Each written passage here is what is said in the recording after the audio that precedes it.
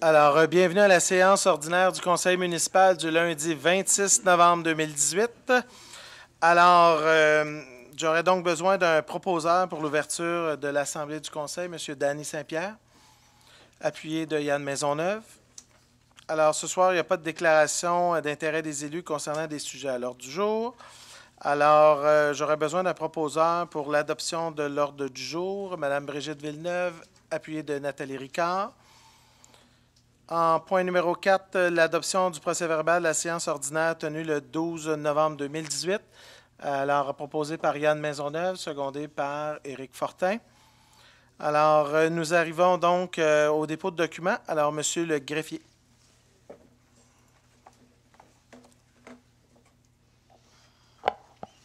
Oui, Monsieur le maire, merci. Alors, je dépose le rapport d'embauche des employés temporaires conformément au règlement numéro 633, les procès-verbaux du comité exécutif des séances tenues les 7 et 14 novembre 2018 et le procès-verbal de correction du greffier concernant la correction apportée à la résolution numéro 198-04-2018 acceptant la soumission de la société Nordmec Construction pour la mise à niveau de la station d'épuration du secteur La Plaine, et ce, afin d'indiquer que les taxes n'étaient pas comprises dans le montant de 1 209 647 $. Excellent. Merci, Monsieur le greffier. Alors, nous arrivons donc à la première période des questions pour les citoyens. Alors, je rappelle un certain nombre d'éléments. Vous savez que ce sont, dans cette première période de questions, donc des questions dont les sujets ne sont pas à l'ordre du jour. Alors, c'est 2 questions, 5 minutes au total, incluant la réponse formulée par un membre de l'administration.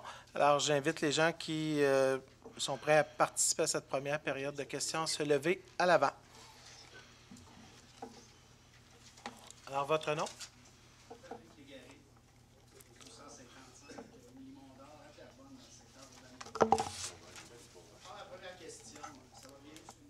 Oui, bonsoir. Merci. Écoutez, Monsieur le maire, j'ai regardé pour un quartier semblable à Urbanova, qui est le quartier Chambéry, à Blainville. Et puis, j'ai trouvé une maison qui se trouve 20 rue de Joigny, qui est évaluée à 553 000, soit 130 000 de plus que moi. On s'entend que c'est un quartier qui est très similaire, projet vert, sans fil, tout ça. Et son compte de taxes est plus bas que le mien, pour une évaluation supérieure de 130 000 $. Ma question est, pourquoi? Et la deuxième, c'est qu'est-ce que vous comptez faire d'ici la fin de votre mandat pour donner un petit peu d'oxygène aux citoyens d'Urbanova qui trouvent ça difficile lorsqu'ils reçoivent leur compte de taxes? D'abord, vous avez terminé votre première question? Oui. D'abord, M. Légaré, la première des choses, vous savez que la loi est très claire. Un conseil municipal ne peut pas dire aujourd'hui on va réduire les taxes dans un secteur puis on va les augmenter dans d'autres secteurs pour compenser. Vous savez, il y a un principe qui est très clair, c'est l'évaluation foncière. Alors, plus et votre compte, donc, le taux de taxation est évalué en fonction de votre évaluation foncière. Plus votre maison vaut cher, plus vous payez de taxes. Et donc, ça, c'est la réalité. Maintenant, je vous donne, vous savez, les comparables que vous apportez ce soir, écoutez, on peut les regarder de différentes façons. Vous savez, moi, sur ma rue, je paie 4 000 $ de taxes, puis pourtant, une maison qui est exactement la même à Terrebonne, le même citoyen va payer 3 200 $. Alors, vous allez me dire, comment pour la même maison évaluée au même montant, un citoyen de Terrebonne va payer 800 $ de plus? Ça se trouve que sur ma rue, lorsque le projet a été fait, il fallait payer les infrastructures, mais c'était à la municipalité. Plutôt que de le mettre sur notre hypothèque, on l'a mis sur le compte de taxes, comme ça a été le cas dans plusieurs projets de développement à Terrebonne. Depuis quelques années, les nouveaux projets, vous savez, on ne fait plus ça parce qu'on se retrouvait dans certains secteurs où les gens disaient « c'est pas normal, je paye 6 000 $ de taxes, puis je demeurais à Montréal avant, puis j'en payais 4 500 $. Et je disais, oui, mais c'est parce qu'il y a une partie de vos infrastructures que vous payez sur 15 ans, 20 ans, et au lieu de l'avoir sur votre hypothèque, vous l'avez sur votre compte de taxes. Donc, dans Chambéry, ça aurait été inclus dans le prix de départ. Écoutez, j'en ai aucune idée. Que ce soit Chambéry ou un projet à l'Assomption ou dans n'importe quelle autre ville, C'est tous ces éléments-là qu'il faut tenir compte lorsqu'on veut faire un comparatif d'une ville à l'autre. Alors, ce soir, la réponse que je vous donne à votre question, si vous me posez la question, est-ce que le taux de taxe, le taux de base est plus élevé à Terrebonne par rapport à Blainville dans ce cas-ci, je suis obligé de vous dire oui. Cependant, la valeur moyenne des résidences à Blainville est plus élevée qu'ici à Terrebonne. Alors, je vais reprendre un autre exemple bien simple. Vous payez, votre maison vaut 100 000 $, vous payez 1 000 $ de taxes. Le même 100 000 $ à Blainville, vous allez probablement payer 925 $ de taxes. Les gens payent 75 de moins. Mais habituellement, la même maison à Blainville va être évaluée peut-être à un petit peu plus, ce qui va faire qu'en bout de ligne, avec le taux de taxe, vous allez vous retrouver au même niveau. Ce que je veux dire, c'est que le taux de taxation, là, il doit être basé sur une valeur moyenne de ta municipalité et donc de ton environnement. Alors, honnêtement, vous pouvez sortir tous les comptes de taxes de toutes les villes à la Couronne Nord, puis vous pouvez trouver le meilleur scénario qui vous avantage dans votre argumentaire. Mais la réalité, c'est que ça ne tient pas toujours compte de plusieurs aspects. Est-ce que les services étaient inclus ou non? Est-ce que, techniquement, lorsque vous avez acheté votre maison, les infrastructures étaient payées à 100 % ou non? Alors, bref, ces discussions-là doivent être basées sur des comparables qui sont similaires. Et l'exemple que vous me donnez ce soir, bien, malheureusement, ce soir, je ne peux pas faire ça devant vous, là. Je ne peux pas le démontrer. Et donc, ça devient une discussion qui peut être très hasardeuse d'une certaine manière. J'ai comparé des pommes avec des pommes, M. le maire. J'en ai aucune idée, là. Ça, vous le dites. Moi, je ne peux pas, malheureusement. Si vous avez des documents, déposez-nous-les, peut-être. Oui, M. le conseiller. Parfait, merci. Juste que M. Soriol peut-être explique à M. Légaré où on en est rendu avec la révision là, du corridor de biodiversité. Parce que ma deuxième question, c'était l'oxygène. L'oxygène. Merci. Bonsoir, M. Légaré. Bonsoir. Alors, effectivement, ce soir, d'ailleurs, on a un dossier dans le secteur du Ruisseau de Feu, secteur qui ressemble beaucoup à celui d'Urbanova de par le rayonnement des milieux naturels qu'on y retrouve. À l'époque, il y avait eu une décision que les corridors de biodiversité dans Urbanova, il y a une partie de la taxation qui était attribuable au bassin et une partie importante quand même. Et il y avait un résidu qui était amené au fonds général, à la réserve foncière, au niveau, c'est-à-dire du fonds général de la ville. Et il y a une réflexion actuellement au conseil municipal pour revoir les modes de taxation dans Urbanova pour que ça ait une cohérence par rapport à ceux du Ruisseau de Feu. Donc, ça, c'est sûr que ça aurait un impact. Ça ne réglerait pas tout, mais ça aurait un impact sur la taxation, sur le niveau de taxation pour les secteurs d'Urbanova. Maintenant, simplement pour vous dire que lorsque le cadre de taxation a été évalué pour Urbanova au départ, là, les gens chez nous aux finances, à chaque fois en fait qu'il y a un projet de développement, on s'assure qu'il y ait une certaine homogénéité dans la taxation d'un secteur à l'autre. À l'époque, il y avait eu des comparables qui avaient été faits, autant pour le domaine du parc, autant pour Jardin Agora, autant pour le secteur Urbanova. Donc, les secteurs qui sont en développement actuellement, pour essayer d'avoir un taux de taxe qui est le plus homogène. C'est sûr, comme disait M. le maire, il faut comparer des pommes avec des pommes, mais normalement, on a des résultats de taxation à la fin de l'exercice, quand l'exercice est terminé au niveau de la construction du projet, qui s'apparentent d'un endroit à l'autre.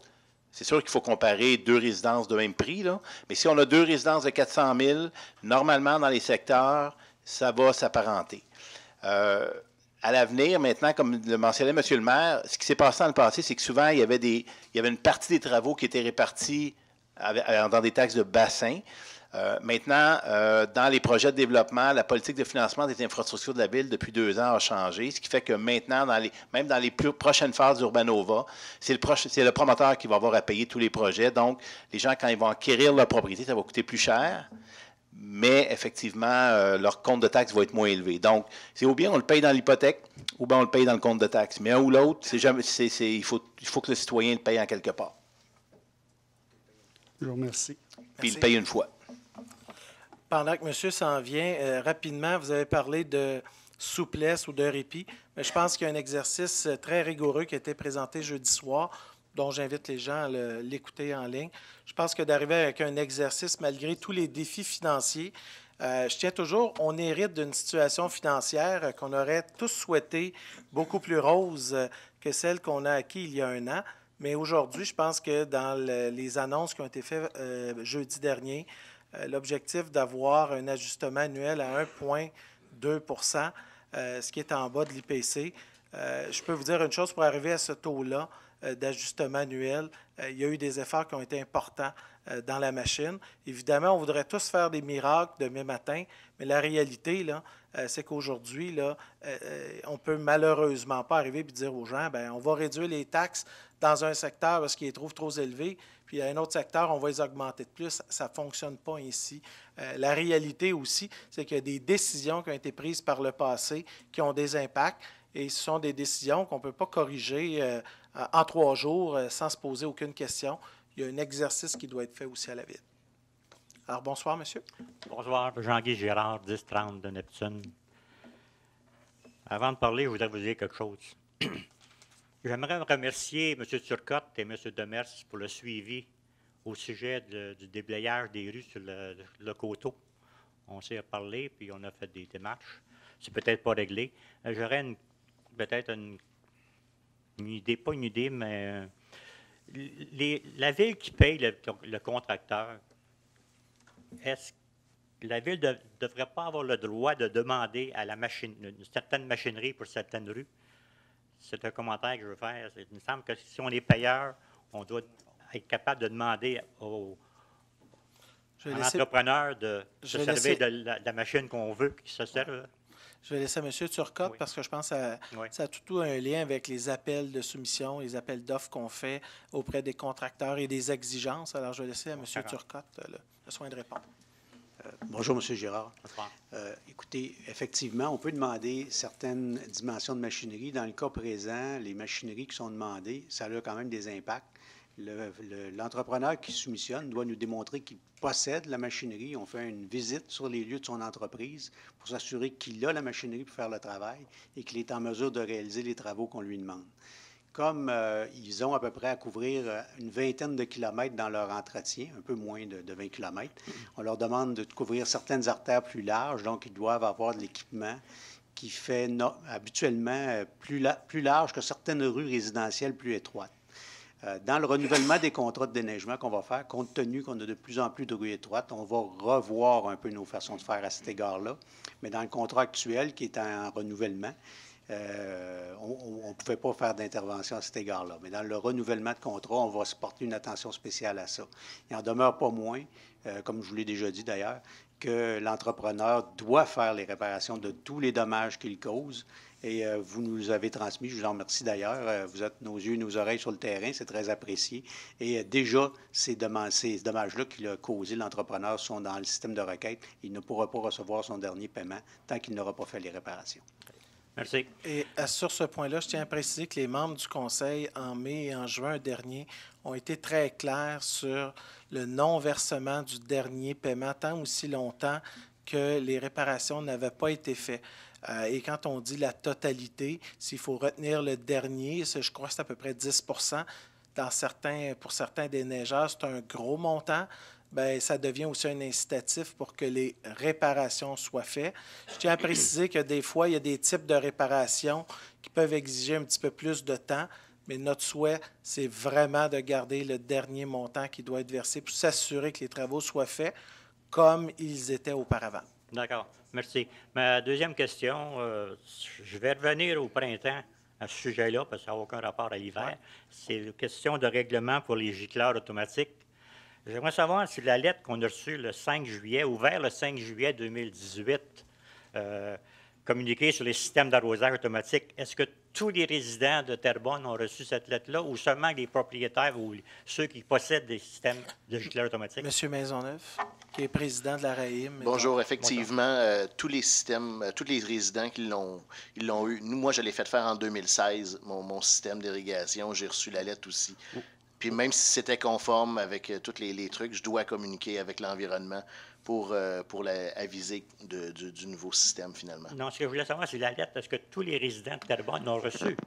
Tous les résidents qui ont un système d'arrosage automatique, les sprinklers qu'on appelle, Oui. l'ont reçu, peu importe la date d'installation. Encore. Donc, Oui. les autres qui n'ont pas de système d'automatisation, Non, n'ont pas exact. reçu. C'est parce que vous aviez une vignette. C'est par la vignette que vous avez pour l'autorisation d'arrosage. J'ai Ce que- posé ce que- une question en ligne, là, un mois et demi environ. J'ai reçu une réponse par courriel. Je me suis informé, c'est M. Bouffard qui me répond. Je me suis informé à la direction de l'entretien du territoire le mois dernier pour une réponse à votre question en référence à votre demande. Je lui ai demandé si tout le monde avait reçu cette lettre-là. On me dit que j'ai demandé s'il y avait un pourcentage de personnes quel pourcentage de personnes avaient un système d'automatique ou le nombre de résidents qui ont un système d'automatique. On me dit que la Ville n'a pas de données concernant le nombre de systèmes d'arrosage avec votre gicleur automatique. Donc, si la Ville ne sait pas combien de systèmes d'arrosage, donc cette lettre-là est envoyée à tout le monde. C'est-à-dire qu'il y a des citoyens qui ont décidé d'avoir un système d'arrosage ou qui se sont fait poser eux-mêmes un système d'arrosage, mais qui n'ont pas été voir la Ville pour avoir les étiquettes. Donc, il n'y a pas de recensement systématique qui se fait, comme quand on fait, mettons, les évaluations de maison, etc. Dans ce cas-ci, c'était au bon vouloir que les citoyens voulaient avoir votre période d'arrosage en dehors des heures, bien, allez chercher votre vignette qu'on apposait sur la fenêtre. Il y en a plusieurs, effectivement, vous avez raison, qui ne l'ont pas fait ou qui, eux, ont installé leur système sans aviser personne. Dans le fond, ce qu'on vous dit ce soir, c'est que tous les gens qui ont déclaré avoir un système d'arrosage automatisé ont tous reçu une lettre à 100 % Est-ce qu'un citoyen qui n'a pas déclaré avoir un système automatisé à la Ville a reçu une lettre? De toute évidence, non. Ça me permet donc de rappeler aux gens, puis je pense qu'on pourra, avec le début de la période, au printemps, le début de la période estivale, rappeler l'importance d'avoir des systèmes rappeler de l'importance de déclarer son système automatisé. Parce que, comme vous le savez, il y a tout l'enjeu de l'utilisation de l'eau. Alors, bien entendu, il y a un élément de surveillance pour lequel on veut aussi s'assurer. Dans notre ville, on le voit, puis je pense qu'à chaque été, moi-même, je reçois beaucoup d'appels de gens qui se plaignent de voisins qui utilisent à des moments non permis et ils font de l'arrosage. Je sais que la RAIM reçoit ces plaintes, font des visites d'inspection, mais malheureusement, le non-respect de plus en plus choque les voisins et les gens dénoncent ces situations-là. Alors, on va être le plus proactif, mais malheureusement, il y a des gens qui savent qu'ils ne respectent pas la réglementation, alors ils cherchent à ne pas nous informer qu'ils ont un tel système, ce qui est malheureux de toute évidence. Moi, je suis... Vous êtes informé Vous, de ma de part. toute évidence, Oui, je le suis. si vous avez reçu la lettre, parce que vous êtes un citoyen modèle. Mais c'est pas, ma femme m'a dit pas ça, elle. Vous n'êtes pas un citoyen modèle. Vous couperez ça au montage. S'il vous OK, plaît. je coupe un montage. OK. Donc, si vos voisins vous regardent, vous suivez à la lettre la réglementation. Je vais C'est bien, revenir à ça. ce sujet-là au printemps. Merci. Merci. Merci, bonsoir. Alors, allez-y. Yves Saumur, 260 Grand Héron. Je ne vous parlerai pas du ruisseau de feu tout de suite, mais à la fin, parce qu'on ne peut pas, c'est à l'ordre du jour. Je voulais juste vous dire qu'à la fin de... Il y a quelque chose qui me chicote. À la fin des années 70, il y a eu ce qu'on appelle la SECO, la Commission d'enquête sur le crime organisé. À cette commission d'enquête organisée, qui était diffusée à la télévision, et je regardais précieusement toutes les émissions quand c'était diffusé.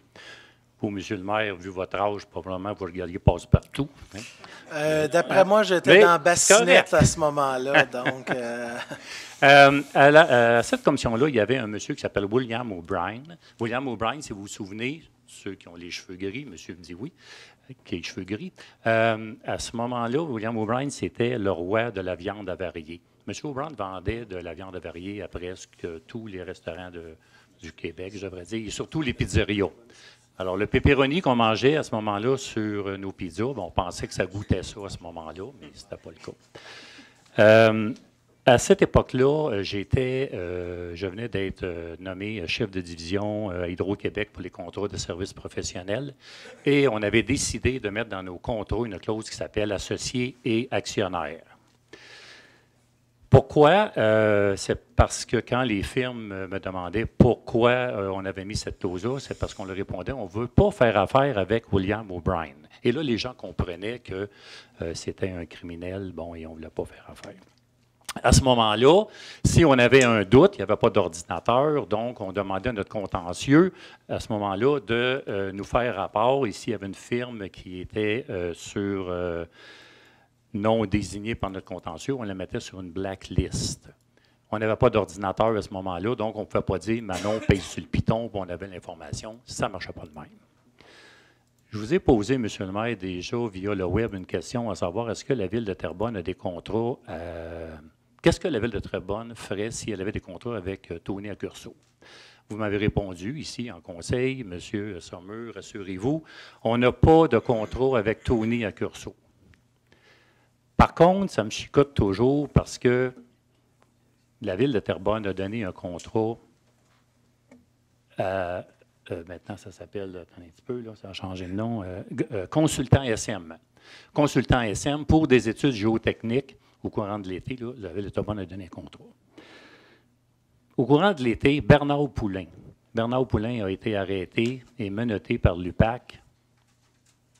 Ah, bon, je ne dirai pas les raisons, là, mais il a été arrêté par l'UPAC. Et samedi, dans le Journal de Montréal, on peut lire l'acquéreur du groupe SM, parce qu'il y a beaucoup d'identités, on l'appelle consultant SM, gros SM, labo SM, etc., mais c'est la même chose. Alors, le groupe SM, maintenant, l'acquéreur est Thornhill Capital, contrôlé par 2 personnes, et Thornhill ne reprendra toutefois pas la filiale personnelle SM qui emploie tous les salariés du groupe SM et qui sera vraisemblablement mise en faillite. Alors, ma question, quel est le processus à la Ville de Terrebonne pour vérifier si les associés, les actionnaires, les principaux dirigeants d'une firme ont déjà eu des mêlées avec la justice, on va appeler ça comme ça, et est-ce que la Ville de Terrebonne a une Manon paye sur le piton? De toute évidence. Je vais laisser à M. le greffier répondre. Mais ce que je peux vous dire, c'est qu'à la Ville, il y a un employé. Je ne peux pas nommer son nom, hein, donc, mais il y a un employé au service du greffe qui, chaque fois qu'il y a un appel de soumission, il y a des éléments au niveau des approvisionnements pour lequel il y a un processus. Et lorsque ça vient à l'exécutif, il y a des vérifications, donc, qui sont déjà faites. Donc, un processus qui doit être établi, notamment, par exemple, de vérifier est-ce que l'entreprise a son certificat provenant là, de l'autorité des marchés. Donc, ça, c'est un aspect auquel on doit s'assurer. Mais je laisserai peut-être à M. le greffier là, vous donner les quelques éléments là, à cet effet-là.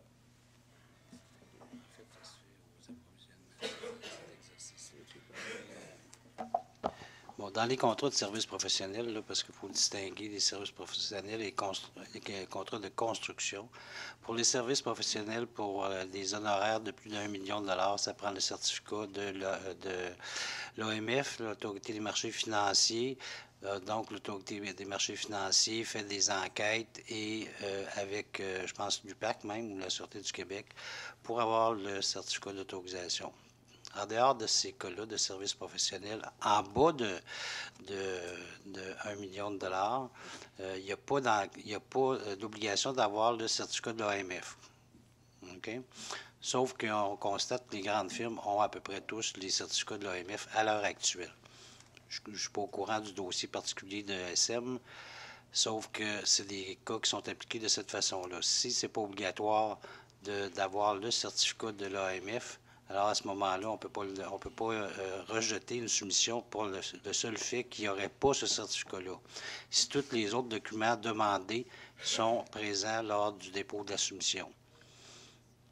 Ça, c'est pour les contrats de services professionnels.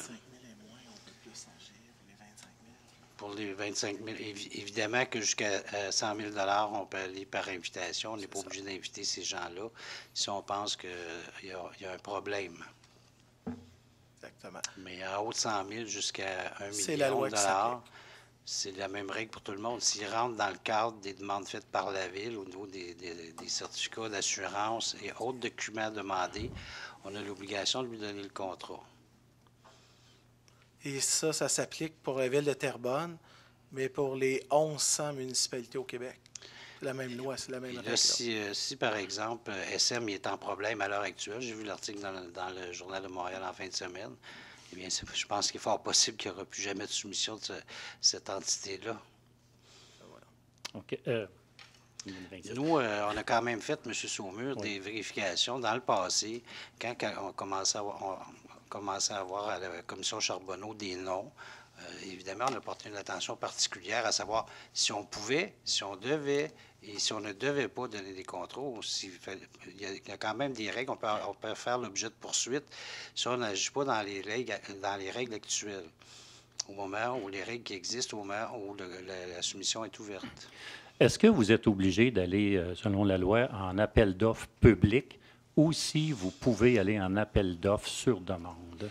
En bas de 100 000, la loi 122, donc, qui a été renouvelée, il peut y avoir sur invitation. Juste pour mélanger les gens sur demande, je présume que vous dites sur invitation. Oui.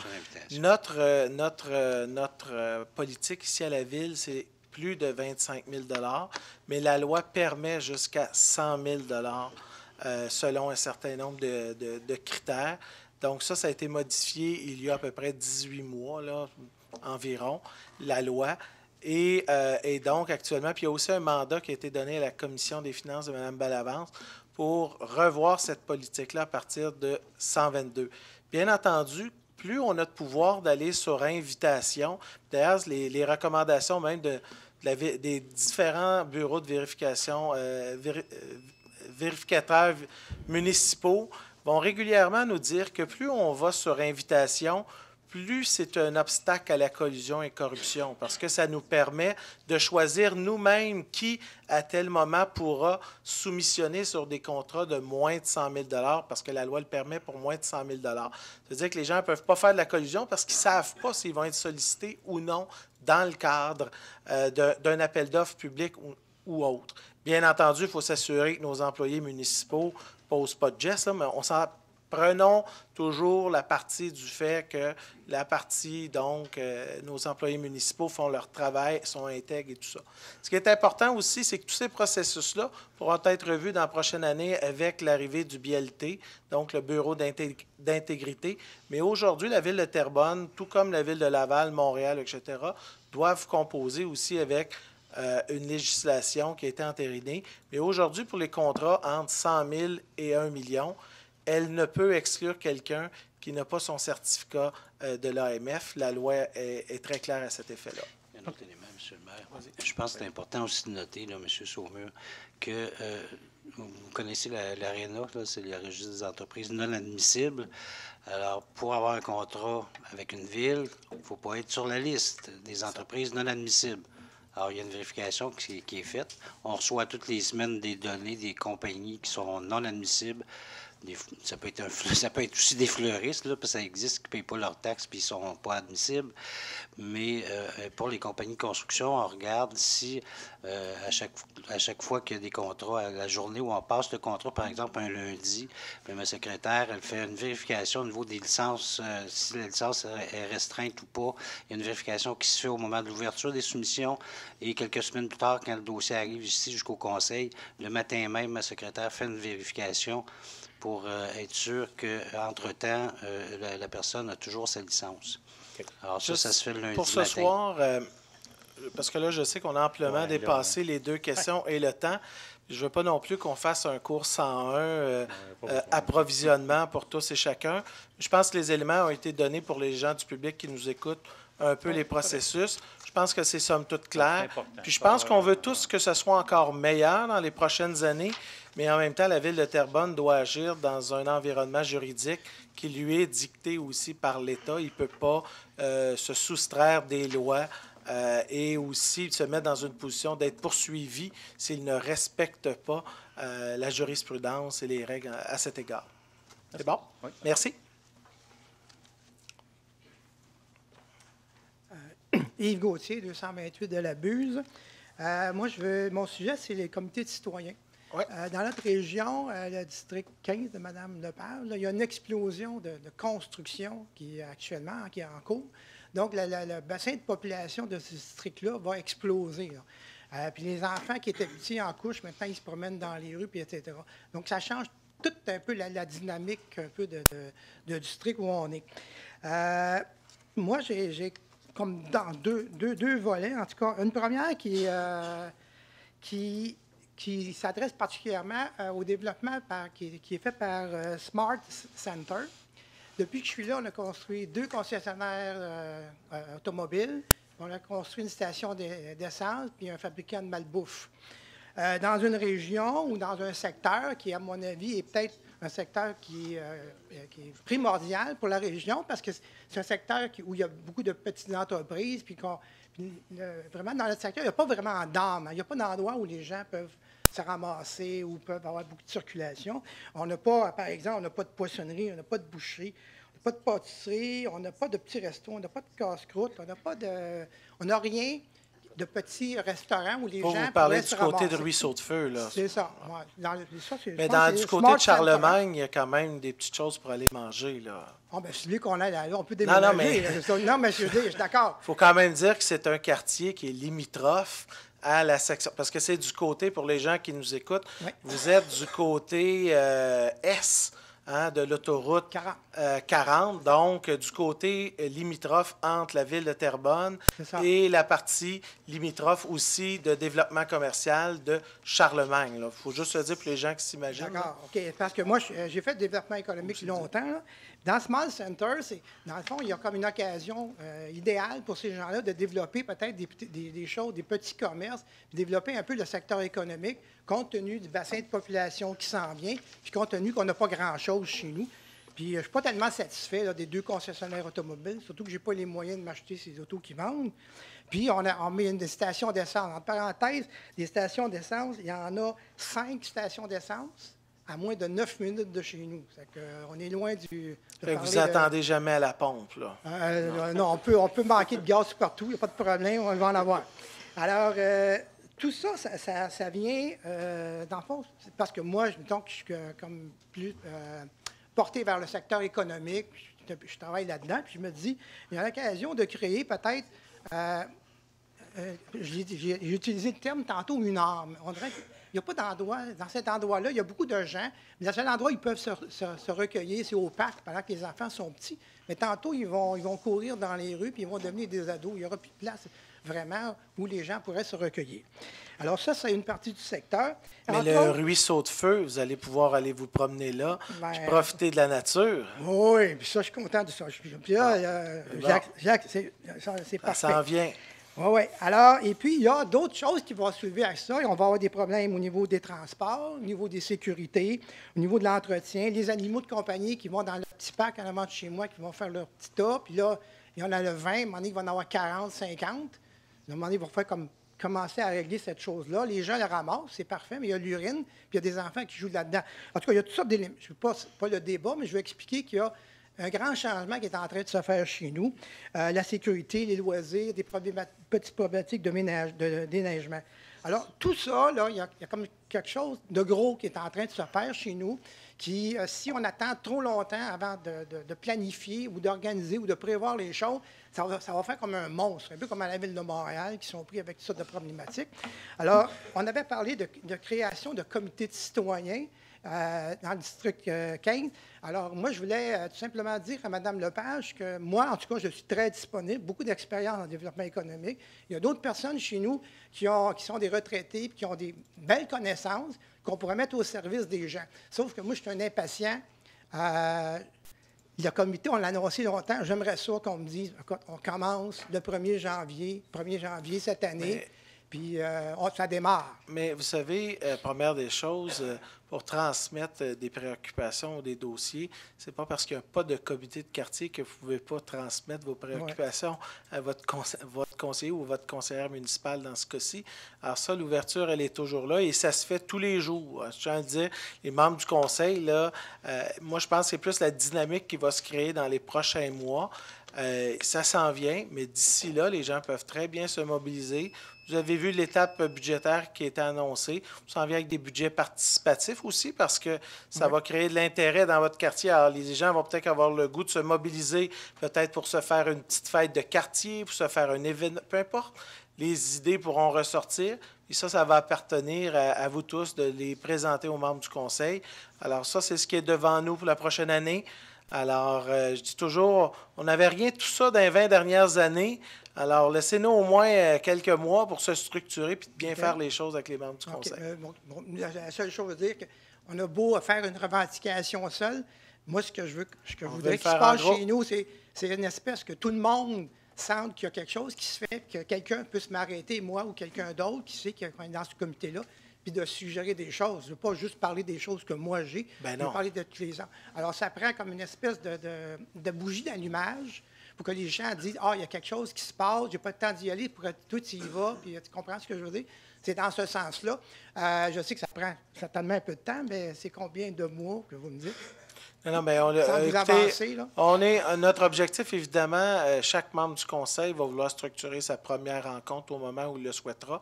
On ne veut pas être dans un format qui force quelqu'un à faire quoi que ce soit à quel moment. Vous savez qu'un membre du conseil pourrait dire non, je ne souhaite pas faire un comité de quartier aussi. Je tiens à dire que la liberté va être donnée à chaque membre du conseil.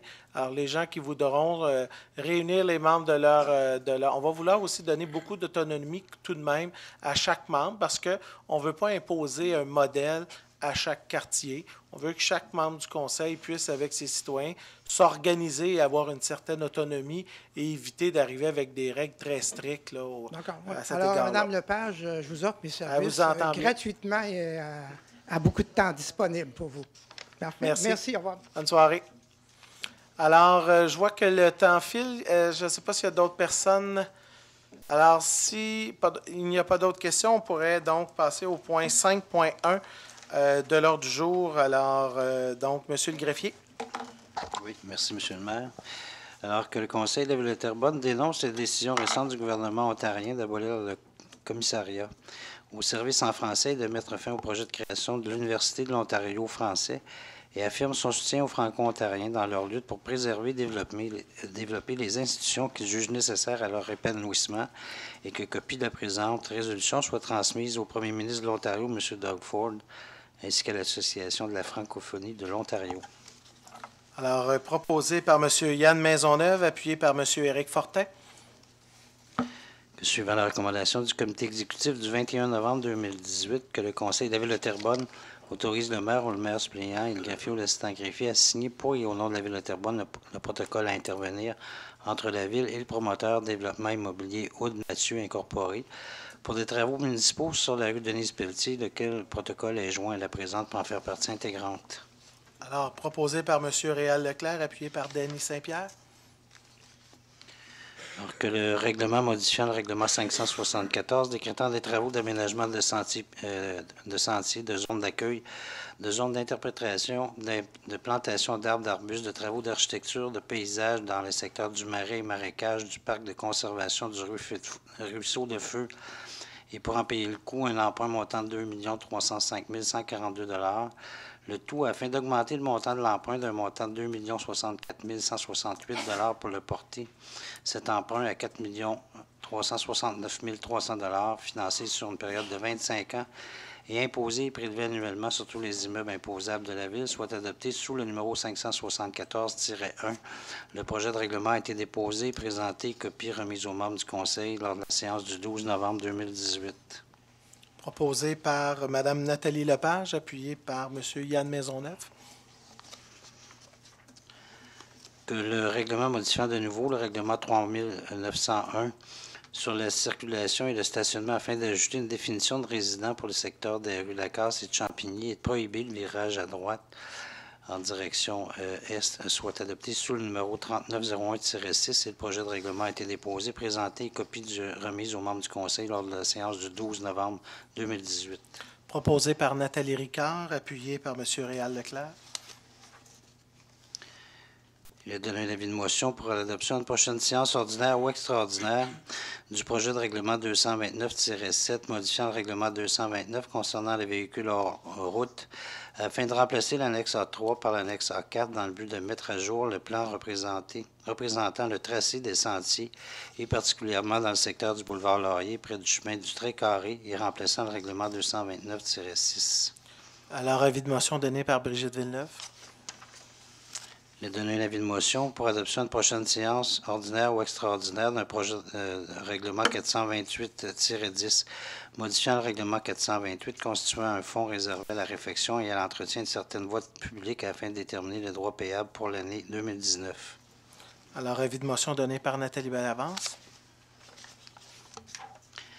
Il a donné un avis de motion et un dépôt pour adoption à une prochaine séance ordinaire ou extraordinaire du projet de règlement 723 prévoyant la tarification pour l'utilisation d'un bien ou d'un service pour le bénéfice retiré d'une activité.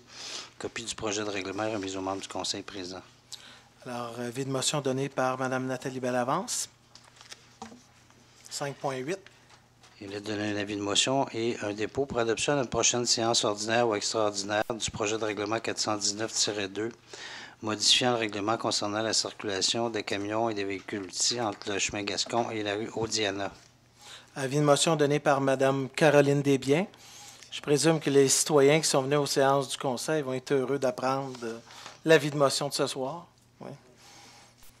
5.9. Il a donné un avis de motion et un dépôt pour adoption à une prochaine séance ordinaire ou extraordinaire du projet de règlement 3901-7 modifiant le règlement 3901 sur la circulation et le stationnement et son amendement 3901-3 sur le stationnement hivernal et copie du projet de règlement remis aux membres du Conseil présent. Avis de motion donné par Serge Gagnon. Alors, il a donné un avis de motion à l'effet de présenter pour adoption à une prochaine séance ordinaire ou extraordinaire un projet de règlement 120-1 modifiant le mode de taxation du règlement 120 qui décrétait des travaux, l'exécution de travaux de pose de bordure de trottoir de revêtement en béton bitumineux et de l'éclairage routier, d'aménagement de pistes cyclables et d'espaces verts ainsi qu'une partie des infrastructures du boulevard projeté dans le projet Place Alexandre Cousineau et prévoyant un emprunt montant de 2 426 000 pour en payer le coût. Avis de motion donné par Nathalie Bellavance. Il a donné un avis de motion à l'effet de présenter pour adoption une prochaine séance ordinaire ou extraordinaire projet de règlement 123-2, modifiant le règlement de taxation numéro 123, tel que modifié par le règlement 123-1, décrétant les travaux de construction d'une conduite d'aqueduc sous la rue Mac-José et du chemin Saint-Roch entre la Montée-Gagnon et la rue Paradis et pour en payer le coût, un emprunt montant de 2 850 000 $. Avis de motion donné par Simon Paquin. Il a donné un avis de motion à l'effet de présenter pour adoption une prochaine séance ordinaire ou extraordinaire un projet de règlement modifiant le mode de taxation du règlement 125 tel que déjà modifié par le règlement 125-1 décrétant l'exécution de travaux de pose de bordure de trottoir de revêtement en béton bitumineux, d'installation de l'éclairage routier, d'aménagement de surfaces publiques des rues de Melbourne, de Nagano, d'Oslo, d'Osaka, ainsi qu'une partie de l'infrastructure pour desservir le secteur commercial dans le boulevard de la Pinière et prévoyant un emprunt montant d'1 380 000 $ pour en payer le coût. Avis de motion donné par M. Éric Fortin.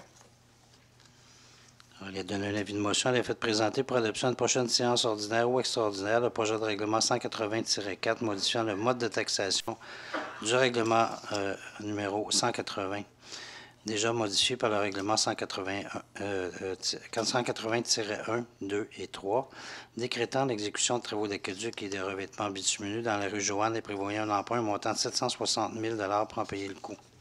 Avis de motion donné par Réal Leclerc.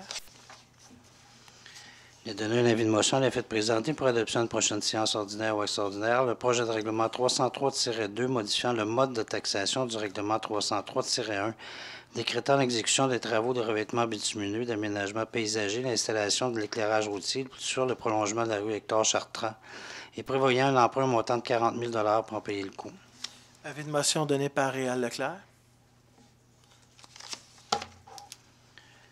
Que le conseil municipal de Ville-Terrebonne prend acte du rapport déposé par l'assistante trésorière concernant l'adjudication de l'émission d'obligations au montant de 20 666 000 à BMO Nesbitt Burns Inc., conformément à l'article 555.1 de la loi sur les cités et villes et en vertu du règlement 56 de la Ville de Terrebonne. Alors, pour proposer ceci ce soir, ça va être notre présidente du Conseil du Trésor, Nathalie Bellavance, qui va proposer ça, appuyée par Yann Maisonneuve. Que suivant la recommandation du comité exécutif du 21 novembre 2018, le Conseil de la Ville de Terrebonne accepte la soumission de la société Construction Monco, datée du 30 octobre 2018, pour des travaux de construction d'une tour d'observation d'un abri permanent de sentiers et d'aménagement paysager dans le parc de conservation du Ruisseau de Feu, le tout pour un montant de 2 787 927,83 $, taxant su que le montant de 1 567 971,14 $, taxant su du lot 1, soit pris à même les fonds disponibles du règlement numéro 574 et à cet effet que le certificat du de l'assistante trésorière portant numéro 452 soit joint à la présente pour en faire partie intégrante et que le montant de 1 219 956 et 69 sous, taxant su pour le lot 2, soit conditionnel à l'approbation du règlement numéro 574-1 par le ministre des Affaires municipales et de l'Habitation, le tout conditionnellement à l'obtention du certificat d'autorisation du ministère de l'Environnement et de la lutte contre les changements climatiques. Alors, proposé par Mme Nathalie Lepage, appuyé par Nathalie Ricard. Entendu les demandes présentées par le requérant au point 8.1. Dans le cadre du règlement relatif au plan d'implantation et d'intégration architecturale, attendu la recommandation du comité consultatif d'urbanisme du 8 novembre 2018 et qu'il y a lieu de donner suite à ces recommandations comme suit, que le Conseil de la Ville de Terrebonne donne suite aux recommandations du comité consultatif d'urbanisme du 8 novembre 2018 et adopte à l'égard de chacune d'elles les recommandations de PIA énumérées au point 1 à 27 de la présente résolution dont le Conseil a pris connaissance. Alors, proposé par Mme Brigitte Villeneuve, appuyée par Danny Saint-Pierre. 8.2. Alors que le Conseil de la Ville de Terrebonne autorise le greffier à rembourser le dépôt versé lors de l'ouverture du dossier de démolition de l'immeuble situé au 235 rue Angèle, considérant que le requérant a rempli l'ensemble des obligations à l'égard de la Ville. Alors, proposé par Éric Fortin, appuyé par M. Leclerc et Al Leclerc. Que le règlement modifiant le règlement du zonage 1001 afin d'autoriser les classes d'usage classe C multifamiliale 3 logements et classe D multifamiliale 4 à 6 logements du groupe Habitation dans la zone 9862-71 de la montée du Mai soit adopté sous le numéro 1001-293. Le projet de règlement a été déposé, présenté, copie remise aux membres du Conseil présent lors de la séance du 10 septembre 2018 et qu'une journée d'enregistrement pour les personnes intéressées de la zone contiguë et de la zone visée, donc la zone contiguë 98-62-65 et la zone visée, afin que l'approbation du règlement leur soit soumise, se tiendra conformément à la loi sur les élections et référendums dans les municipalités, et ce, suite à la réception d'une demande de la part des personnes intéressées de la zone contiguë déjà mentionnée. Alors, proposé par Danny Saint-Pierre, appuyé par Brigitte Villeneuve. Point 8.4, que le Conseil de la Ville de Terrebonne adopte le procès-verbal de l'Assemblée régulière du Comité consultatif d'urbanisme tenu le 8 novembre 2018 relativement aux demandes de modification réglementaire. Alors, proposé par M. Réal Leclerc, appuyé par Éric Fortin. Suivant la recommandation du comité exécutif du 14 novembre 2018, le Conseil de la Ville de Terrebonne accorde une aide financière aux organismes décrits ci-dessous, le tout dans le cadre du programme de soutien financier aux organismes du milieu, à savoir le 7e groupe scout de Terrebonne, 693 $. Le 27e groupe scout Lachenay, 575 $. L'Association de Crosse des Moulins, 952 $. L'Association de Ringuette des Moulins, 969 $. L'Association de Soccer de Bois-des-Fignons, 5 734 $. L'Association du baseball mineur de la Plaine, 1732 $. L'Association du baseball mineur de Terrebonne, 5 181 $. L'Association du hockey mineur de Lachenay, 7 353 $. L'Association du hockey mineur de la Plaine, 3 903 $. Le Club de boxe L'Impérium, 2 075 $. Le Club de judo de Terrebonne, 535 $. Le club de natation Torpille, 1 259 $ Le club de patinage artistique de Terrebonne, 3 876 Le club de patinage artistique Odyssée de la Plaine, 1 193 Le club de patinage de vitesse région Lanaudière, 545 Le club de plongeon Camo, 1960 la troupe Création Danse, 2 145 L'organisation du hockey féminin de la Naudière, 732 $ pour un total de 41 412 et que le montant soit pris en même les fonds du poste budgétaire 790 962 et que le certificat de l'assistante trésorière portant le numéro 443 soit joint à la présente pour en faire partie intégrante. Alors, proposé par Brigitte Villeneuve, appuyé par Éric Fortin. Alors, suivant la recommandation du comité exécutif du 21 novembre 2018, le Conseil de la Ville de Terrebonne accorde une subvention aux organismes suivants, à savoir la hutte hébergement d'urgence de Terrebonne, 300 $ Vaisseau d'or des Moulins, 10 000 Animat, 5 000 l'Association baseball mineur de Terrebonne, 600 le Club de soccer de Terrebonne, 430 le Cercle des fermières de la Plaine, 207 L'Association baseball mineur de Terrebonne, 180 $ Club de soccer de Terrebonne, 2 000 $ Club des routiers équestres, 400 le Cercle des fermières de la Plaine, 573 Travail de rue, le trajet, 200 et Club de plongeon Camo, 111,60 pour un montant total de 20 001,60 et que les 10 montants soient pris à même les postes budgétaires 790 963 et que le certificat de l'assistante trésorière portant le numéro 455 soit joint à la présente pour en faire partie intégrante. Alors, proposé par Simon Paquin et appuyé par Mme Caroline Desbiens.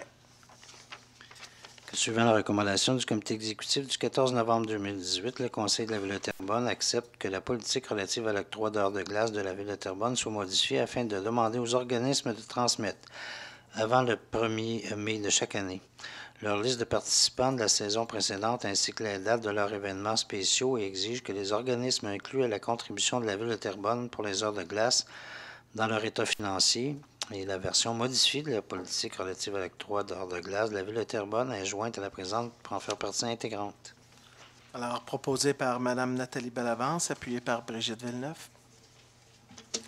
Alors, maintenant, nous arrivons donc au point 13.1. Simplement indiquer que la prochaine séance ordinaire du Conseil municipal se tiendra ici même à l'édifice Louis-Lepage au 754 rue Saint-Pierre à Terrebonne, donc le lundi 10 décembre 2018. Et à 19h30. Simplement apprendre qu'il y aura aussi le dépôt là, donc du budget qui va avoir lieu en préalable à cette assemblée du Conseil, ainsi que du programme PTI. Là, donc, simplement indiquer qu'à la prochaine séance, là, la séance ordinaire là, va commencer un petit peu plus tard là, à ce moment-là. Alors, nous arrivons donc au point divers. Alors, je céderai la parole à Mme Caroline Desbiens, au sujet, pour les sujets qu'elle voulait nous présenter. Alors, Madame la conseillère.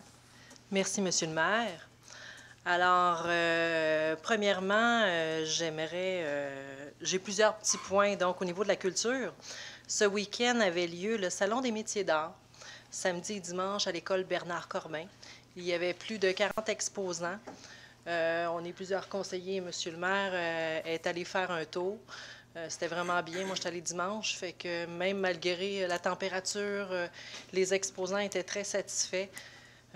Donc, une très belle qualité d'exposants. Ça valait vraiment le coup.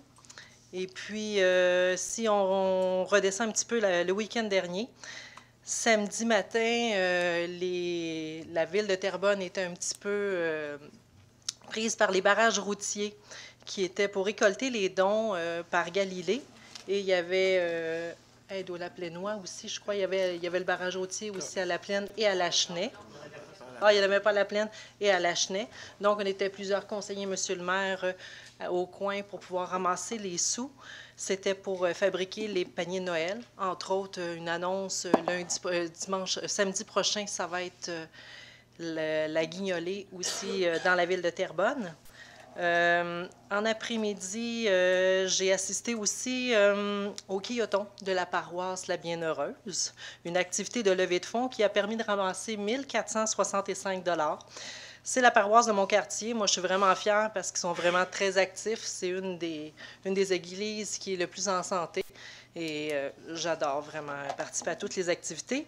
Le soir, avec M. le maire et avec Nathalie Ricard, qui est avec moi à la Commission de la culture, nous avons assisté au festival court-métrage d'horreur Coupe sa cour, la 4e édition. C'est vraiment c'est des adolescents qui créent des petits courts-métrages. Moi, je ne suis pas une fanatique du tout de films d'horreur, fait que je voulais partir au début, mais je suis partie pratiquement vers la fin. Je vous avoue que c'était vraiment porteur de messages. De voir ces jeunes vraiment sensibilisés, c'était vraiment... j'ai été très, très surprise. Vendredi soir, j'ai assisté avec M. le maire au Gala Vision qui avait lieu au TVT. Vraiment une belle fierté de voir notre commerce économique qui est en essor. Moi, comme ancienne commerçante dans le Vieux-Terrebonne, qui a déjà remporté des prix par rapport à la Chambre de commerce, c'était vraiment merveilleux. Puis aussi une nouveauté qui était le mur des bâtisseurs, fait que c'était vraiment bien. Je vais terminer par 2 petites annonces. Donc, comme vous avez pu voir ici à l'extérieur, les petites maisonnettes sont en train de s'installer. Donc, ne pas manquer l'ouverture du salon du marché de Noël qui a lieu jeudi de cette semaine, de 16h à 21h30. À 18h30, ça commence avec le spectacle d'Hugo Lapointe. Fait qu'on vous attend en grand nombre. Et aussi, dernière petite annonce, le 9 décembre, c'est le concert de Noël. Fait que c'est vraiment les 3 activités. On a eu les métiers d'art et le marché de Noël et le concert de Noël dans les festivités de Terrebonne en fête. Juste ne pas oublier d'aller vous procurer votre billet dans les bibliothèques parce que le concert est gratuit, mais c'est bien de se présenter avec un billet. Alors, c'était ma petite minute. Merci. Merci. Alors maintenant, Mme Brigitte Villeneuve. Monsieur le maire, bonsoir à tous. Mercredi, le 14 novembre dernier, avait lieu une soirée de consultation sur les patinoires. Une belle discussion avec les citoyens et nous avons pris les notes de vos demandes. Par la suite, la Commission des sports et loisirs s'est réunie et avons décidé ensemble de conserver les patinoires Pierre-le-Gardeur et le Ruisseau. Merci de votre participation et continuez de nous suivre. Le conseil est présent pour vous. Merci. Alors maintenant, M. Yann Maisonneuve. Merci, Monsieur le maire. En fait, j'ai 3 petits points ce soir. Premièrement, juste vous rappeler pour la collecte du bac brun à compter du 1er décembre. Donc, ça va passer aux 2 semaines en raison naturellement des temps froids. Il n'y a plus d'odeur, on n'a plus de résidus verts non plus à mettre dedans. Donc, on peut se permettre d'espacer ça. Petit truc, peut-être, c'est de mettre soit du papier ou un petit carton, quelque chose naturellement qui est compostable dans le fond du bac pour éviter juste s'il y a des choses qui gèlent, bien, pour pas que ça reste collé au fond finalement. Concernant le recyclage, donc le fameux bac bleu, il va y avoir une collecte additionnelle qui va être aussi effectuée pendant le temps des fêtes parce qu'on sait, bon, plus de papier, des cadeaux, etc. Donc, il y a des trucs qui sont recyclables. Donc, pendant la période des fêtes, il va y avoir une date qui va être annoncée ultérieurement pour la collecte additionnelle. En terminant, la semaine dernière, moi, j'étais du côté d'Ottawa. J'ai eu des rencontres dans le cadre de ma représentation de la ville avec la Fédération canadienne des municipalités. Donc, on a fait des rencontres avec les parlementaires, donc de tous les partis, que ce soit des sénateurs, que ce soit des députés et même des ministres. On a discuté de plusieurs enjeux.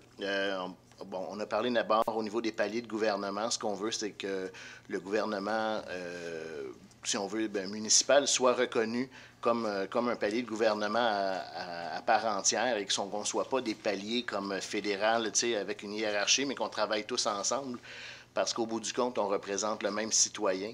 Donc, on doit travailler ensemble, montrer l'exemple et travailler davantage en partenariat. Donc, c'est une des représentations qui a été faite au sein de la Fédération canadienne.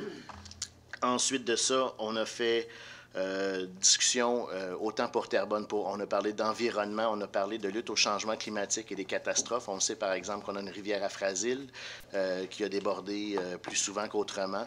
Donc, c'est des choses sur lesquelles j'ai interpellé une ministre directement. Aussi de transport en commun, on connaît les problématiques que Terrebonne peut avoir au niveau des transports en commun. Donc, ça a été une bonne façon d'avoir la voix de Terrebonne là, dans la capitale nationale. Je pense que ça a été vraiment un bon coup. Et puis, comme je disais, c'est aussi avec la Fédération canadienne, là, des municipalités, la FCM, c'est aussi une façon d'avoir de l'entraide et de un peu réseautage, si on veut, avec d'autres villes, comment ça fonctionne, etc., et d'apprendre avec tous et chacun. Donc, c'est un bon réseau. C'est un peu comme l'UMQ, mais à grandeur du Canada. Donc, c'est pas parce que la personne est à Calgary ou en Colombie-Britannique ou au Manitoba qui n'ont pas des choses intéressantes. Puis, moi, ce que j'ai aimé, c'est qu'au moins, Terrebonne, ils ont eu l'oreille. Ils connaissent Terrebonne maintenant à Ottawa. Merci. Très bien. Avant de passer à la période des questions, ou d'abord des membres du Conseil, mais aussi la deuxième période de questions, vous me permettrez de souhaiter la bonne fête à Michel Larue, notre directeur de l'urbanisme, à qui je lui demanderai de se lever pour qu'on lui chante bonne fête.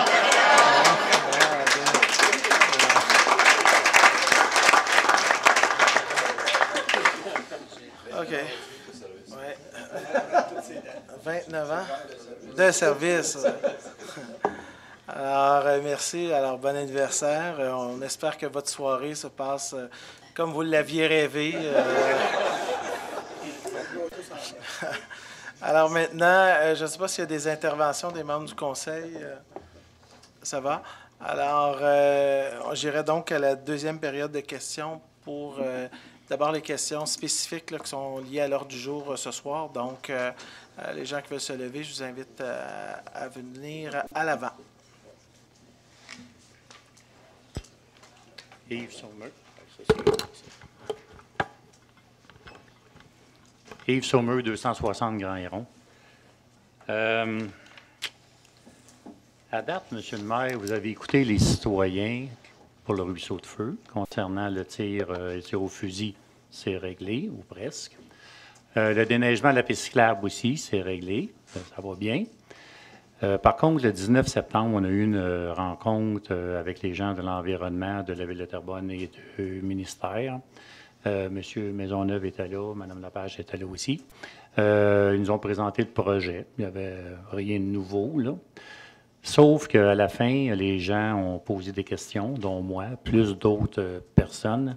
Et on sent que la Ville de Terrebonne, précisément, n'écoute pas les citoyens dans le dossier du ruisseau de feu.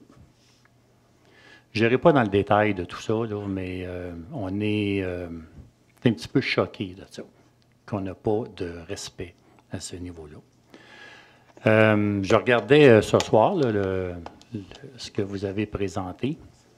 Vous avez présenté un budget maintenant de 4 millions quelque chose. Le coût de la construction, c'est 3 millions quelque chose. Donc, il resterait environ 1 million pour les services professionnels. Je trouve ça beaucoup, beaucoup, beaucoup. J'étais un petit peu sceptique à cet égard-là. J'ai demandé à votre directeur de l'environnement de préciser c'était quoi exactement la différence du 2 millions qu'on avait, puis maintenant on s'en va à 4 millions.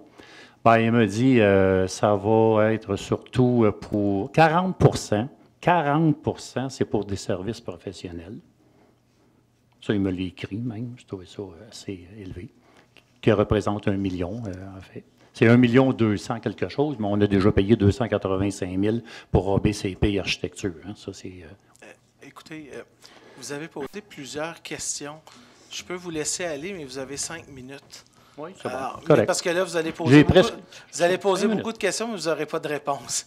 Je vais juste vous dire ça. Là. Je vais avoir, ben, c'est pas des questions, c'est des faits. Je vais vous poser une seule question. Et en 2000... je t'ai rendu long. En 2019, c'est ça, Monsieur le directeur de l'environnement m'a répondu qu'on était pour faire des sentiers dans la zone marécage et la zone forêt. Il ne reste pas bien d'argent pour ça, puis d'autant plus que c'est des zones extrêmement dangereuses. C'est complètement isolé, et comme M. Gauthier disait tantôt, il y a des jeunes enfants dans le quartier, et il y a des adolescents. Avec tout ce qui se passe, on ne voudrait pas, on défendrait à nos enfants d'aller dans ces deux zones-là. Quand je dis dangereux, c'est que on a eu dernièrement, dans le ruisseau de Feu, dans le secteur marais, des gens qui venaient porter des petits paquets en arrière des blocs de ciment, et 5 minutes après, il y a d'autres personnes qui venaient chercher ces paquets-là. Donc, il y a eu, on ne sait pas quoi, mais j'ai avisé quand même le sergent Gagnon qui m'a dit que ça vient par période, parce que les gens ne veulent pas brûler le spot, mais qui était pour mettre des policiers pour vérifier ces choses-là. On a vu aussi dans le ruisseau de Feu, il y a des gens qui viennent observer les moineaux, mais il y en a d'autres qui viennent montrer leurs moineaux. Ça, c'est deux choses. Alors, c'est pour ça qu'on ne voudrait pas qu'il y ait trop de développement dans des zones isolées. Ma question, j'ai le temps.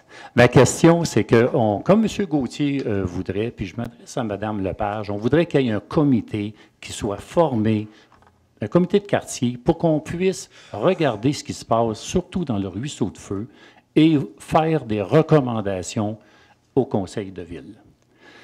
Vous dites, bien, c'est bien beau, poser vos questions à gauche par droite, mais il y a un paquet d'intervenants. Moi, là, j'en pose des questions à beaucoup de gens. J'écris à beaucoup de gens, mais j'ai des réponses là, assez variées, disons. Et que j'essaie de tout mettre ça des fois, là, puis c'est pas clair. C'est vraiment pas clair. Alors, tout ce qu'on voudrait, c'est qu'au moins, que Mme Lepage ait l'autorisation assez rapidement d'envoyer une lettre aux gens du domaine du parc, les invitant à faire partie d'un comité de quartier, et qu'on pourrait commencer à faire nos travaux pour faire une recommandation à la Ville. Merci. Alors, je prends note de vos propos. Alors, Mme Lepage est ici présente, donc elle a bien entendu vos commentaires. Merci. Est-ce qu'il y a d'autres questions? Monsieur? Raymond Dubé, 741 Saint-Pierre. Je ne sais pas, moi j'ai vécu la semaine passée. C'est sûr, je ne reste pas ici, mais j'ai affaire souvent ici, à Terrebonne. Puis, je ne sais pas si vous avez prévu quelque chose pour le trafic le matin. Ça m'a pris partir de l'église à descendre au Vieux-Pont, je pense 45 minutes un matin. Je veux bien croire que tout le monde des alentours, il contourne la 25, mais y aurait-il un moyen dissuasif de les envoyer dans le Vieux-Terrebonne? Soit que les résidents du Vieux-Terrebonne ou ceux qui ont des propriétés, ou quelque chose de même, qui auraient une vignette que la police, ou mettre circulation locale seulement, ou quoi que ce soit. Mais c'est rendu, là, si vous voulez amener du monde dans le Vieux-Terrebonne, un touriste ou quelqu'un qui veut acheter, qui vienne ici le matin, je suis certain qu'il ne rentre pas dans le Vieux-Terrebonne. Écoutez, monsieur, première des choses que je dois vous dire, d'abord, on ne peut pas mettre un tag sur une rue, dire voici les seules personnes. Bien, il y a des rues. Non, monsieur, je m'excuse. Laissez-moi répondre, puis après ça, vous pourrez reprendre une autre question. Sinon, on va se couper la parole, ça va être plus difficile. Première des choses, on ne peut pas dire vous n'avez pas le droit d'entrer dans ce secteur-là si vous n'êtes pas citoyen de Terrebonne ou etc. Là, ça, on s'entend sur ce point-là. On ne peut pas faire de la prolifération de la circulation à certains endroits. Ce qu'on peut faire, c'est des interdictions, par exemple, certains types de camions. On peut, par exemple, éviter certains virages à droite, faire des stratégies. Mais pour ça, il faut faire une étude de circulation et c'est ce qu'on est en train de faire depuis déjà le mois d'août. Ça tombe bien, dans les derniers mois, ça nous a permis de voir les points chauds et donc d'arriver avec des types de solutions qui vont nous être proposées d'abord au comité de circulation et revenir avec des stratégies qui vont venir au cours de l'année 2019. Quand je dis étude de circulation, ça inclut aussi l'enjeu du stationnement parce qu'il y a aussi cet aspect-là qui est donné. Autre aspect que je veux vous donner, je comprends qu'il y a des points chauds qui se sont avérés plus importants dans les derniers jours, les dernières semaines. Je veux tout de même souligner deux choses, notamment les matins de tempête. Là, je pense qu'on vit une situation où il y a beaucoup de gens qui se sont fait prendre à ne pas avoir changé les pneus d'hiver, les pneus 4 saisons en pneus d'hiver. Et on le voit sur nos routes, toujours là, les premières tempêtes, ça pose toujours problème. Je dis toujours, en novembre, il y a autant de monde sur nos routes qu'en octobre puis au mois de septembre. Là. Il n'y a pas 15 000 automobilistes qui se sont ajoutés tout d'un coup par surprise le matin d'une tempête. C'est le même monde, c'est juste qu'ils n'avancent pas nécessairement d'une meilleure façon. Je pense que l'enjeu de la circulation, on a des points chauds qu'on a identifiés, puis il y a probablement des correctifs qui vont devoir être apportés. Mais la réalité, c'est que dans les prochaines années, c'est le transport collectif qui va être la solution. Parce que demain matin, on peut bien ajouter des autoroutes pour aller vers Montréal, mais aux dernières nouvelles, dans les 100 dernières années, l'île de Montréal a la même superficie. Alors, on peut bien ajouter plein d'autoroutes pour aller vers Montréal.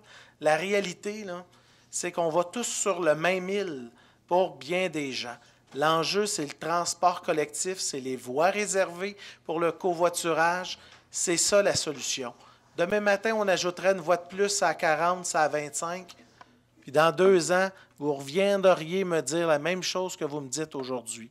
L'enjeu, c'est le transport collectif, créer plus d'emplois sur notre territoire pour que les gens travaillent sur notre territoire. On est conscient qu'il y a un enjeu de circulation, surtout dans les périodes qu'on vit d'automne, du mardi au jeudi, dans le Vieux-Terrebonne, ça a monté des Pionniers, près de la gare d'autobus sur la côte Terrebonne, sur le chemin Gascon pour aller prendre la 25, à la plaine la 337, je ne l'oublie pas non plus, sur la 335, aussi dans le secteur de Terrebonne-Ouest. On les connaît, nos points chauds. Mais la réalité, c'est que le nombre d'automobilistes, il ne diminue pas avec le temps. Puis là, je vois votre question, vous allez me dire, M. Plante, arrêtez le développement. Malheureusement, aujourd'hui, la région métropolitaine croît. Vous savez, la population du Québec croît et celle de la région métropolitaine aussi. Et les seuls endroits où il y a du développement actuellement dans la CMM, c'est pas compliqué. C'est à Terrebonne, à Brossard, un petit peu de densité à Laval-Montréal, puis il reste un quartier à développer à Mirabel. Puis après ça, c'est uniquement les terres agricoles. Puis il n'y en a pas une qui va être développée parce que tout est limité. Mais essentiellement, dans les 30 prochaines années, il n'y a pas une terre agricole qui va être dézonée tant et aussi longtemps que le développement du territoire de la CMM n'aura pas été fait. Là où je vous vois venir, le problème, il vient, c'est les hors CMM. On voit le nombre de véhicules dans les municipalités qui ne sont pas normés par le plan de développement métropolitain. On le voit que ces municipalités qui sont hors CMM, les gens vont acheter des maisons plus loin, puis ils s'en viennent ici, puis ils sont à 25, puis c'est à 40. C'est là qu'il y a un enjeu au-delà du métropolitain, puis qu'il y a des représentations qui doivent être faites auprès du gouvernement du Québec. Première des choses, je ne veux pas que les citoyens de Terrebonne payent le transport collectif pour des gens qui sont en dehors de la CMM alors qu'ils profitent de nos infrastructures payées par nous. Ça nous agace beaucoup. Le deuxième aspect, il faut à un moment donné avoir un développement du territoire métropolitain qui va être fait de façon structurée. Et malheureusement, les règles du jeu ne sont pas les mêmes au nord de Mascouche et au nord de Repentigny et au nord de Saint-Jérôme. Et c'est la même chose sur la Rive-Sud. Et malheureusement, ça pose aussi des situations où le développement urbain, on en subit aussi un petit peu, malheureusement, les conséquences. Votre deuxième question, je vous laisse du temps. Pas de deuxième question. C'est parce que je me fais tellement poser souvent cette question-là, je me suis dit, tiens, moi, à répondre pour une fois pour toutes. Oui, les gens l'auront sur vidéo. Vous avez pris mon temps, là. Oui, je m'excuse, mais je réponds pour tous ceux qui me posent cette question-là. Comme je vous dis, moi, je veux bien craindre que tout le monde passe par ici. Mais là, c'est rendu que les citoyens du Vieux-Terrebonne... Ouais, avec raison. Qu'on est dans un quartier résidentiel ou commercial, mais c'est nous autres qui est pénalisé à cause de ça. Y aurait-tu... On se réunirait tous à soir, là, n'importe quand, là, puis trouver une solution d'éviter le Vieux-Terrebonne. La réalité, c'est qu'aujourd'hui... Avant d'agir, on va d'abord avoir un portrait de situation et surtout, on va s'assurer de poser les bons gestes. Vous savez, pour les 2 prochaines semaines, on a changé un sens unique ici, là, juste à côté. Non, mais je veux juste... Arrêtez d'étirer. Non, je n'étire pas. Écoutez-moi bien, juste changer un sens unique d'un bar, là, ça a créé une commotion. Je le sais, je me suis fait pogner dedans. Oui, vous êtes fait prendre. Mais ce que je veux vous dire, c'est que les stratégies qu'on doit reprendre pour ramener les gens sur la rue Saint-Louis et sur Chapelot, bien, ça va prendre des stratégies dans la manière dont on va concevoir nos routes. Arrêtez d'étirer, là. Ben, écoutez, dites vos commentaires, parce que ça ne donne pas grand-chose de répondre à vos questions, dans le fond. J'ai déjà parlé à M. Oui, Leclerc, je crois, ouais. il y a bien des années, que de mettre une police pour... Parce que quand ça sort de Laval, il n'y a pas de problème. Ça traverse l'autre bord. Il y a de la place à l'autre bord. Je le sais, je reste l'autre bord. Mais c'est quand on arrive dans Terrebonne, si j'ai une affaire à venir... Mais l'affaire qu'il y a, c'est que on éloigne du monde. Mais je veux surtout pas que ça aille trop vite, parce que tout le monde va descendre plus vite encore par ici. Il faut qu'il reste sur les artères principales. Là, c'est rendu, le vieux Terrebonne, c'est des artères principales.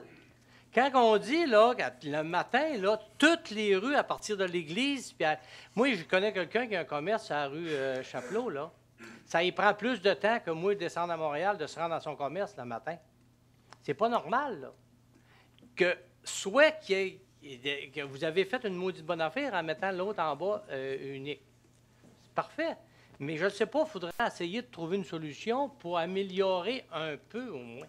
Et je veux pas que ça circule trop vite. Il va y avoir plus de monde. Ils vont loger la 25, ils vont tous passer par ici. Mais d'essayer de les convaincre de ne plus passer par ici, qu'ils restent sur le bord de la 25. Eh bien, on partage votre point de vue. Merci beaucoup. Merci. Bonne soirée. Est-ce qu'il y a d'autres questions? Alors, s'il n'y a pas d'autres questions ce soir, alors je vous remercie. Alors, j'aurais besoin d'un proposeur et d'un secondeur pour la levée de l'Assemblée, Mme Brigitte Villeneuve et M. Jacques Demers. Alors, merci. Bonne soirée, bon retour.